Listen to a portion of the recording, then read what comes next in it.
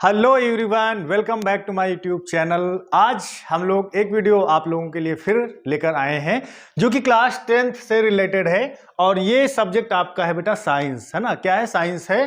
तो इसमें हम लोग एक चैप्टर लेकर आए हैं metals and non metals. Metals and non metals ये चैप्टर आपका है जो कि बहुत ही ज्यादा इंपॉर्टेंट है और इससे क्वेश्चन आपके बोर्ड एग्जाम में बनते हैं। तो देखिए, मेटल्स एंड नॉन मेटल्स को हम लोग हिंदी में बोलते हैं बेटा धातु और अधातु। क्या बोलते हैं? धातु और अधातु। यानी कि हम लोगों को धातुओं के बारे में पढ़ना है और अधातुओं के बारे में पढ़ना है। क्लियर? धातुओं के बारे में और अधातुओं के बारे में पढ़ना है। तो यहां से देखते हैं, हम सबसे पहले मेटल्स को जानने से पहले हम कुछ ऐसे पॉइंट्स को जान लेते हैं जो हमारे लिए बहुत ही इंपॉर्टेंट है। पहला पॉइंट हमारा आता है कि एलिमेंट्स। एलिमेंट्स क्या होते हैं बेटा? सबसे पहले आपको बता दें कि मेटल्स और नॉन मेटल्स में कुछ ऐसे टॉपिक हैं, यानी कि एलिमेंट्स हैं और कंपाउंड्स हैं। इनको हम जब तक अच्छे से नहीं क्लियर करेंगे तब तक हमको मेटल्स और नॉन मेटल्स नहीं समझ में आएगा। तो बेटा देखिए, यहां पर एलिमेंट्स आपके क्या होते हैं? पीरियोडिक टेबल में होते हैं, जो कि मेंडलीफ की पीरियोडिक टेबल है। उस पीरियोडिक टेबल में टोटल 118 एलिमेंट्स हैं। उन एलिमेंट्स में कौन कौन से मेटल्स हैं, नॉन मेटल्स हैं, गैसेस हैं और क्या क्या हैं? गैसेस हैं, नोबल मेटल्स हैं, है ना। और क्या क्या है?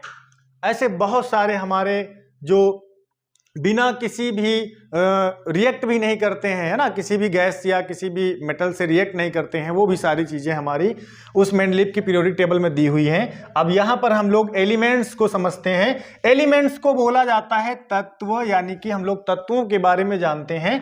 Elements are pure substances. Elements are pure substances made of one type of atom. यानी कि एलिमेंट्स ऐसे प्योर सब्सटेंसेस हैं, ऐसे प्योर पदार्थ हैं जिसमें एक ही प्रकार के एटम्स पाए जाते हैं। जिनमें एक ही प्रकार के एटम्स पाए जाते हैं, वो क्या कहलाते हैं? एलिमेंट्स कहलाते हैं। ठीक है। जैसे कि hydrogen, helium, lithium, magnesium, iron, silver, gold, etcetera. ठीक है। तो ये क्या होते हैं? इनमें एक ही प्रकार के तत्व होते हैं, एक ही प्रकार के अणु होते हैं। तो ये कहलाते हैं आपके एलिमेंट्स कहलाते हैं। अब हम क्या समझेंगे? कंपाउंड्स के बारे में समझेंगे। कंपाउंड्स का मतलब क्या होता है? यौगिक होता है, यौगिक, है ना। तो कंपाउंड्स में दो या दो से अधिक तत्व आपस में जब रिएक्शन करते हैं तो कंपाउंड्स बनाते हैं। क्लियर हो गई बात? यानी कि व्हेन टू और मोर एलिमेंट्स केमिकली कंबाइन, रासायनिक अभिक्रिया करते हैं इन ए फिक्स्ड रेशियो, एक फिक्स्ड रेशियो में रासायनिक अभिक्रिया करते हैं बाई मास, द्रव्यमान, वजन के द्वारा, the obtained product is known as a compound. यानी कि दो या दो से अधिक तत्व आपस में जब रासायनिक अभिक्रिया करते हैं तो क्या कहलाते हैं? वो कहलाते हैं यौगिक। जैसे कि हम यहां पर एक एग्जांपल के तौर पे हम समझ सकते हैं, वाटर यानी H2O को हम लोग, यह this is a compound, this is a compound, और इसको हम लोग क्या बोलते हैं? जल बोलते हैं, वाटर बोलते हैं। NaCl, यहां पर देखिए एक मेटल है और एक गैस है। ठीक है।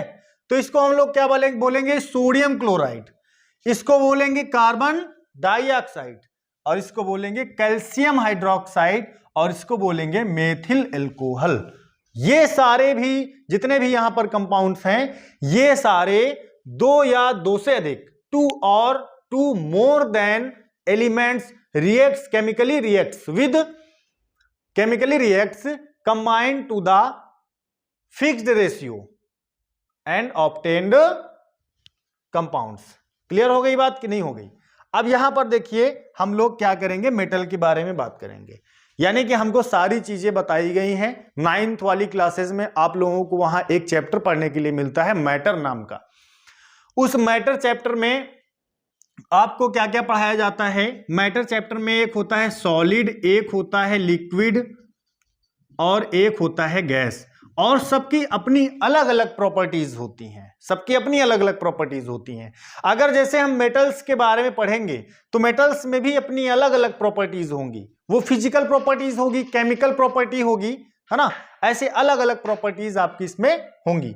अब हम लोग देखिए मेटल्स को पढ़ते हैं metals are generally the elements which are hard, shiny and good conductors of heat and electricity. ठीक है, मेटल्स धातुएं सामान्यतः वे तत्व होते हैं जो क्या होते हैं, शाइनी होते हैं। क्या होते हैं, शाइनी होते हैं। विच आर हार्ड, मजबूत होते हैं, कठोर होते हैं। क्लियर। एंड गुड कंडक्टर्स, और अच्छे सुचालक होते हैं किसके, हीट एंड इलेक्ट्रिसिटी के। ठीक है, हीट मतलब उष्मा और इलेक्ट्रिसिटी मतलब विद्युत। यानी कि धातुएं वे पदार्थ होते हैं जो चमकदार होती हैं, देखने में चमकीले होते हैं। ठीक है, हार्ड कठोर होते हैं, उसका साइज से फिक्स्ड होता है ना। और क्या होते हैं, वो उष्मा और विद्युत के सुचालक होते हैं, यानी कि उसमें इलेक्ट्रिक करंट क्या हो सकता है, फ्लो हो सकता है, बह सकता है। ठीक है बेटा।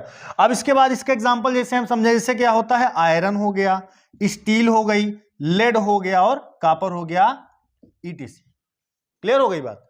देखिए इसके बाद आता है बेटा ओर्स। ओर्स क्या होता है, हम लोग ओर्स को बोलते हैं अयस्क। देखिए बहुत सारे लोग इसके बारे में बच्चों को नहीं बताते हैं, अयस्क के बारे में बच्चों को नहीं बताते, ओर्स के बारे में नहीं बताते हैं। देखिए ओर्स के बारे में समझेंगे। Minerals deposit from which metals can be obtained economically are called ores. यानी कि ऐसे मिनरल्स जो सामान्यतः पृथ्वी से निकाले जाते हैं, जमीन से निकाले जाते हैं, धातुओं से निकाले जाते हैं, ठीक है, सामान्यतः हमको प्राप्त होते हैं, वो क्या कहलाते हैं बेटा, ओर्स कहलाते हैं, वो अयस्क कहलाते हैं। जैसे आपके यहां पर देखिए गैलेना हो गया, कॉपराइट हो गया और बॉक्साइट हो गया। आई बात समझ में नहीं आई, ये एक्स्ट्रा हो गया आपका यहां पर ईटीसी। सामान्यतः अयस्क वे पदार्थ होते हैं जो हम क्या करते हैं, उनको यूज करते हैं और कहीं से उसको हम लोग निकालते हैं। सामान्यतः उनको हम लोग क्या करते हैं, कहीं से निकालते हैं, उन धातुओं को कहीं से हम लोग प्राप्त करते हैं, वो क्या कहलाते हैं, अयस्क कहलाते हैं। आई बात समझ में, इतना आप लोग एक बार नोट कर लीजिएगा बढ़िया से, मैंने आपकी हेडिंग वाइज पूरी यहां पर क्लियर कर दिया है। अब हम आगे देखते हैं, इसके आगे क्या है उसको समझते हैं। ठीक है, तो देखिए इसके बाद हम लोग देखते हैं मेटल्स की फिजिकल प्रॉपर्टी क्या होती है। ठीक है, मेटल्स की फिजिकल प्रॉपर्टी। अच्छा, फिजिकल प्रॉपर्टी को क्या बोलते हैं, भौतिक अवस्था। ठीक है, हम फिजिकल प्रॉपर्टी को बोलते हैं भौतिक अवस्था। यानी कि अगर हम किसी भी धातु को किस फॉर्म में कन्वर्ट कर सकते हैं, है ना। हम यहां पर देखते हैं मेलिबिलिटी के बारे में। मेलिबिलिटी का मतलब क्या होता है, मेलिबिलिटी का मतलब होता है किसी भी धातु का बढ़ना, किसी भी धातु का बढ़ना। जैसे हम कह सकते हैं on being hammered metals can B brown into thin sheets. हम किसी भी धातु पर, चाहे वो लोहा हो, तांबा हो, कोई भी धातु हो, अगर हम उस पर क्या करेंगे, हैमर्ड को मारेंगे, हथौड़ा जब मारेंगे तो क्या होगा, पतली पतली शीट्स में कन्वर्ट हो जाएगा, पतली पतली चादर में कन्वर्ट हो जाएगा। आप लोगों ने सारे बच्चों ने देखा होगा कि बहुत सारे लोहे के चादर आते हैं, आते कि नहीं आते। ठीक है, तो ये जो है आपका मेलिबिलिटी जो है, ये किसी भी धातु का बढ़ने की योग्यता को यहां पर दिखाता है कि हम उस पर अगर हथौड़े से वार करेंगे तो वो क्या होगा, पतली शीट में कन्वर्ट होगा। This property is called malleability. यह आपकी अवस्था क्या कहलाती है, यह अवस्था क्या कहलाती है, किसी भी धातु को बढ़ने की योग्यता को बताता है। हम इसके बाद देखते हैं डक्टिलिटी। डक्टिलिटी क्या होता है, डक्टिलिटी का मतलब होता है बेटा लचीलापन। डक्टिलिटी का मतलब होता है लचीलापन, यानी कि किसी भी धातु का लचीलापन। ठीक है, the property of metal to be stretched into the thin wire is called ductility. यानी कि यह प्रॉपर्टी कह रही है कि जो धातु होता है ना, उसको जब खींचा जाता है, स्ट्रेच्ड किया जाता है, तो वो पतले तार में कन्वर्ट हो जाता है। किस में कन्वर्ट हो जाता है, पतले तार में, पतले वायर में कन्वर्ट हो जाता है। क्लियर। अब देखिए, यानी कि हम जैसे देखते हैं कि कॉपर की जो तार होती है, कॉपर की जो तार होती हैं या एल्यूमिनियम की तार होती हैं, एल्यूमिनियम की तार होती कि नहीं होती, तो ये क्या होते हैं, आप इनको जितना खींचोगे उतना बढ़ेंगे। सोने के वायर्स होते हैं, है ना, सोने के तार आप लोगों ने देखा होगा, उनको हम लोग क्या करते हैं, खींचते हैं, तो उसमें क्या होती है, वो पतले पतले वायर्स में कन्वर्ट होते जाते हैं, बढ़ते जाते हैं। क्लियर हो गई बात। अब देखिए डेंसिटी का मतलब, यानी कि जो धातुएं होती हैं उनका घनत्व कैसा होता है, तो उनका घनत्व, मेटल्स हैव हाई डेंसिटीज, यानी कि जो धातुएं होती है बच्चा वो बहुत ही ज्यादा घनत्व वाली होती हैं। ये पॉइंट क्लियर हो गया। कलर की अगर हम बात करें, रंग की बात करें, मेटल्स आर जनरली ग्रे, यानी कि जो धातुएं होती हैं वो सामान्यतः ग्रे कलर की होती हैं, ठीक है। और सिल्वर एंड येलो और ब्राउन इन कलर, यानी कि जो धातुएं होती हैं वो ग्रे कलर की होती, सिलेटी कलर की होती हैं, सिल्वर यानी चांदी के कलर की होती हैं, येलो यानी कि पीले कलर की होती हैं, ब्राउन यानी भूरे कलर की होती हैं धातुएं। आप लोगों ने धातुओं को देखा होगा, कुछ धातुएं क्या होती हैं, पीली होती हैं, कुछ गोल्ड सिल्वर कलर की होती हैं, कुछ ग्रे होती हैं, है ना। जैसे आप लोगों ने कापर को देखा, कापर कैसा होता है, ब्राउन कलर का होता है, लेकिन एल्यूमिनियम वहीं पर कैसा होता है, एल्यूमिनियम चांदी के कलर का होता है। आई बात समझ में नहीं आई।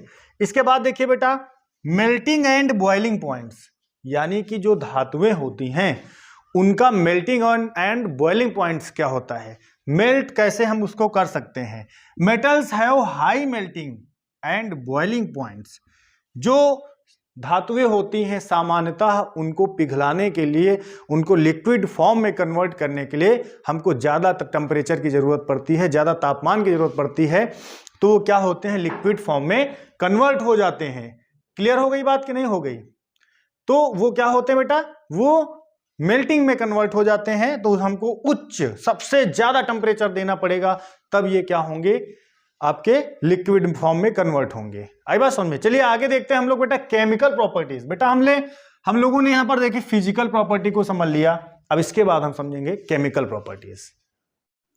चलिए इसके बाद हम लोग देखते हैं बेटा केमिकल प्रॉपर्टीज ऑफ मेटल्स। जो धातुएं होती हैं वो रासायनिक अभिक्रियाएं कैसे करती हैं। अगर हम क्या करें, अगर हम जल के साथ अभिक्रिया करा दें, अगर हम डाइल्यूट एसिड के साथ करा दें, तनु अम्ल के साथ करा दें अभिक्रिया, तो जो धातुओं में परिवर्तन होता है वो कैसे परिवर्तन होता है, इस चीज को हम यहां पर समझते हैं।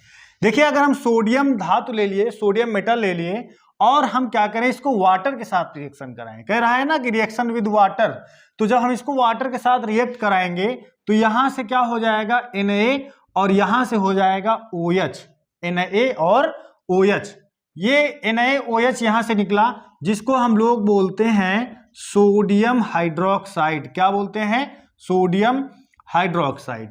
इसके बाद देखिए अगर NaOH निकल गया, यानी कि Na निकल गया, O निकल गया, एक H निकल गया, तो एक H बचा, ठीक है, एक H बचा यहां पर। अब देखिए ध्यान से, एक H बचा तो एक H बाहर लिख देंगे। अच्छा, सारे बच्चों को पता है कि H कभी अकेला नहीं लिखा जाता है रिएक्शन के उस पार, है ना। तो हम यहां पर क्या करेंगे, रिएक्शन को क्या करेंगे बेटा, बैलेंस करेंगे। जब रिएक्शन को हम बैलेंस करेंगे तो यहां पर देखिए इसको हम 2 से मल्टीप्लाई करा दिए, 2 सोडियम हो गया। अगर 2 Na यहां है तो 2 Na यहां भी हमको बैलेंस करना पड़ेगा। इसके पहले हमने आपको बताया था कि 2 या 2 से अधिक तत्व जब आपस में अभिक्रिया कराते हैं तो यौगिक बनता है, लेकिन उनका क्या होता है, एक मास होता है, एक द्रव्यमान होता है, दोनों तरफ की जो वैल्यू होनी चाहिए वो सेम होनी चाहिए। क्लियर हो गई बात। अब देखिए यहां पर 2 से हमने जब मल्टीप्लाई कराया तो Na की वैल्यू कितनी हो गई, 2 हो गई, और O की वैल्यू कितनी हो गई बच्चा, 2 हो गई। O की वैल्यू कितनी हो गई भाई, O भी तो 2 हो गए, तो इसलिए हम यहां पर 2 से O को मल्टीप्लाई करा दिए।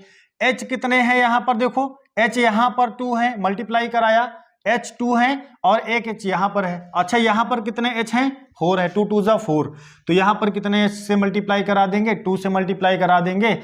अब हम एक बार बैलेंस कर लेते हैं, 2H यहां है, 2H यहां है, 4H हो गए, 2 2 जा 4, 4H हो गए। 2 ऑक्सीजन यहां भी है, 2 ऑक्सीजन यहां भी है, 2 Na यहां, 2 Na यहां, ठीक है। और इसको हम लोग यहां पर ऐसे करेंगे, ऐसे 2 आगे नहीं लिखेंगे, इसको हम लोग ऐसे लिख देंगे H2, यानी कि ये हो गया हाइड्रोजन, और हाइड्रोजन यहां क्या होगा, रिमूव होगा, हाइड्रोजन क्या होगा, ऊपर चला जाएगा जब ये अभिक्रिया होगी तब, ठीक है। इसको हम लिखेंगे व्हेन लिख लेते हैं। थोड़ी सी थ्योरी समझ लीजिए कि रिएक्शन करने के बाद थोड़ा सा आपको एक प्रोसेस लिखना होता है, उस प्रोसेस को समझते हैं। When the sodium react with water, when the sodium react with water, it will form sodium hydroxide. Sodium hydroxide.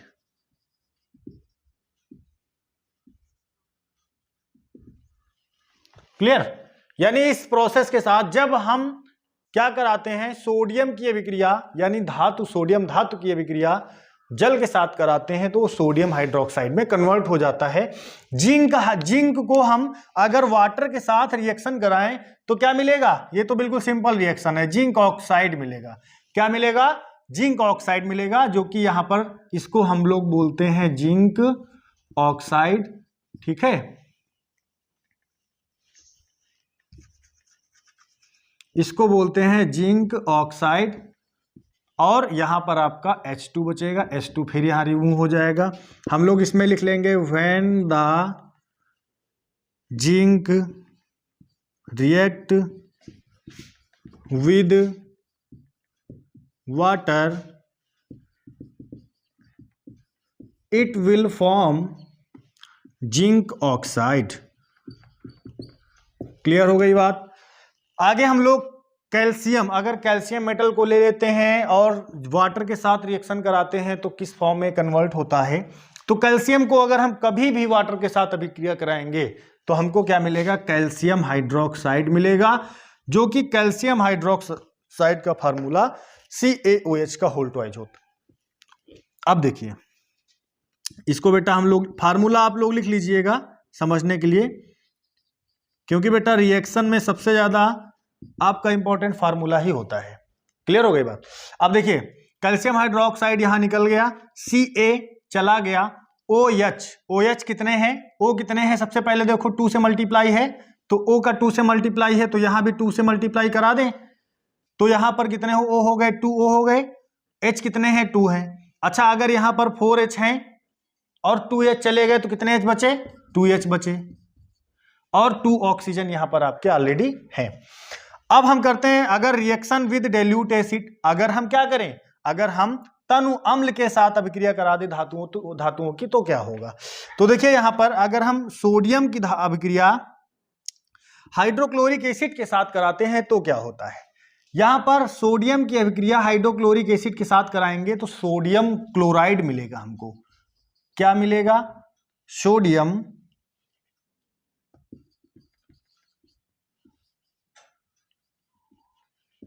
Chloride मिलेगा। अब देखिए यहां पर बचा क्या? यहां पर बचा H बचा, तो हम क्या करते हैं, इस अभिक्रिया को बैलेंस करते हैं। अभिक्रिया को, रिएक्शन को बैलेंस करेंगे तो 2 से मल्टीप्लाई करेंगे तो यहां पर H2 निकल जाएगा। क्लियर? H2 निकल गया तो Cl कितना हो गया बच्चा? 2Cl हो गया, तो 2 से मल्टीप्लाई कर देंगे, Cl को बैलेंस कर लिए, लेकिन Na2 हो गए तो Na को बैलेंस कर लिए, 2NaCl हो गया। क्लियर हो गई बात? इसमें आप लिख लो when the sodium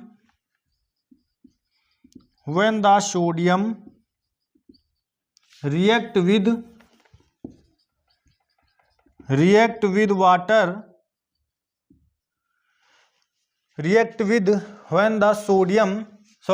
when the sodium react with acid, it will form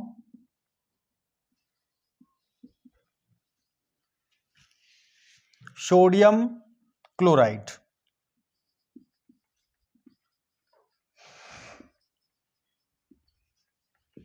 ठीक है, सोडियम क्लोराइड। इस रिएक्शन में भी आप थ्योरी लिख सकते हो। यहां पर कैल्शियम की रिएक्शन हम कराएंगे वाटर के साथ, यहां पर आप थ्योरी लिख लो when the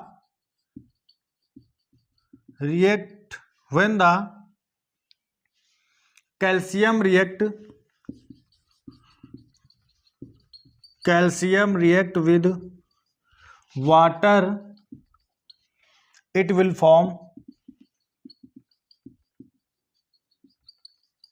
calcium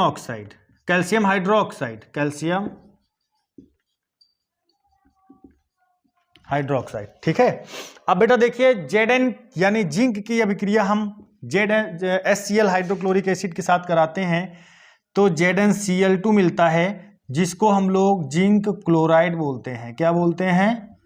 zinc chloride. ठीक है। ZnCl2 के बाद क्या बचता है? H2 बचता है। रिएक्शन को बैलेंस करते हैं। Cl कितने हैं बच्चा? 2 हैं, तो 2Cl कर दिए, 2H यहां पर देखो चले गए और Cl2 हो गए। ये रिएक्शन आपकी बैलेंस हो गई। बात आई बात समझ में कि नहीं आई? अब इसके बाद देखिए डिस्प्लेसमेंट रिएक्शन को इसी वक्त खत्म कर लेते हैं, तो ये चैप्टर के बिल्कुल एंडिंग में पहुंच जाएंगे और इसके बाद हम लोग यूजेस को देख लेंगे चैप्टर आपका, यानी ये टॉपिक मेटल्स आपका यहां पर खत्म होगा, अभी नॉन मेटल्स रह जाएगा। सॉरी। अब देखिए डिस्प्लेसमेंट रिएक्शन को हम लोग विस्थापन अभिक्रिया बोलते हैं। क्या बोलते हैं बच्चा? विस्थापन अभिक्रिया, यानी कि वो अभिक्रिया जिसका स्थान चेंज हो वो विस्थापन अभिक्रिया कहलाती है। ध्यान समझिएगा, a more reactive metals can displace the less reactive metal. एक ज्यादा रिएक्शन करने वाला, एक ज्यादा रिएक्टिव धातु वो क्या करता है? कम रिएक्टिव धातु को क्या करता है? डिस्प्लेस कर देता है, चेंज कर देता है। यहां से ध्यान समझिएगा, जिंक की रिएक्शन हम कॉपर सल्फेट के साथ करते हैं। जिंक की रिएक्शन कॉपर सल्फेट के साथ करते हैं। गेट काहे लिए खोल दियो हो? 1 मिनट रुक नहीं सकतू का? सब बेकार कर दे हो। रुको। देखिए बेटा रिएक्शन को हम यहां पर समझते हैं। यहां से देखिए Zn जिंक है और कॉपर सल्फेट है, इसको हम लोग बोलते हैं कॉपर सल्फेट।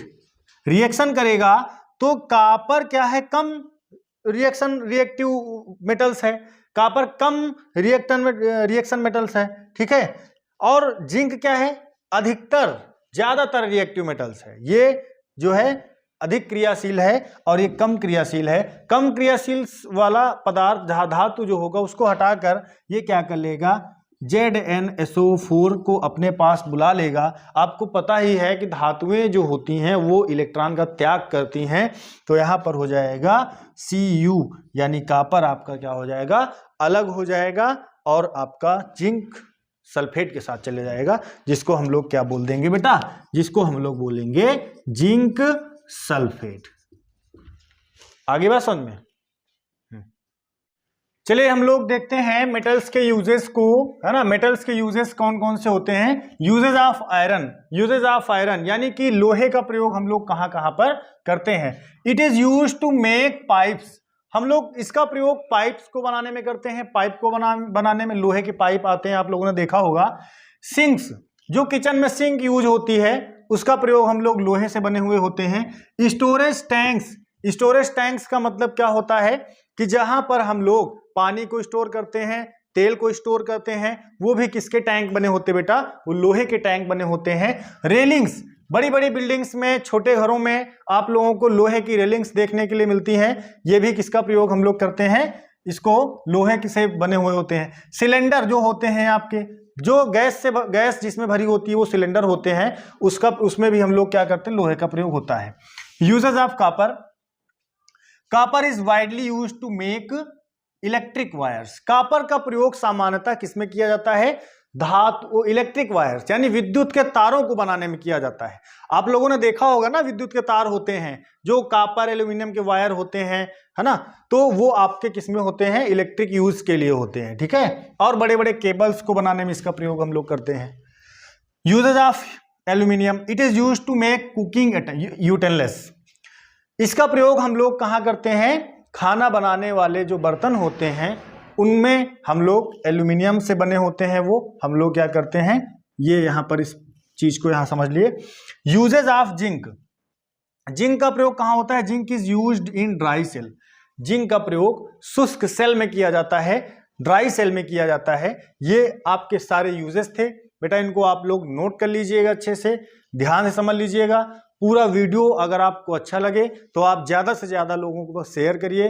क्लास 10th के बच्चों के लिए बहुत ही बेसिक से लेकर एडवांस तक इंपॉर्टेंट फैक्ट मैंने यहाँ पर मेटल्स के बारे में बताया। मैंने पूरी कोशिश की, कोई पॉइंट्स नहीं छूट पाए। और इसके बाद हम लोग नॉन मेटल्स के बारे में पढ़ेंगे और रिएक्टिविटी सीरीज के बारे में पढ़ेंगे। नॉन मेटल्स के पहले हम लोग रिएक्टिविटी सीरीज के बारे में पढ़ेंगे। और ठीक है, फिर नॉन मेटल्स के बारे में पढ़ेंगे। तो क्लास 10th के बच्चों के लिए बहुत ही इंपॉर्टेंट चैप्टर ही है। आगे मिलते हैं फिर अगले वीडियो में। आज तक के लिए इतना ही। जय हिंद, जय भारत।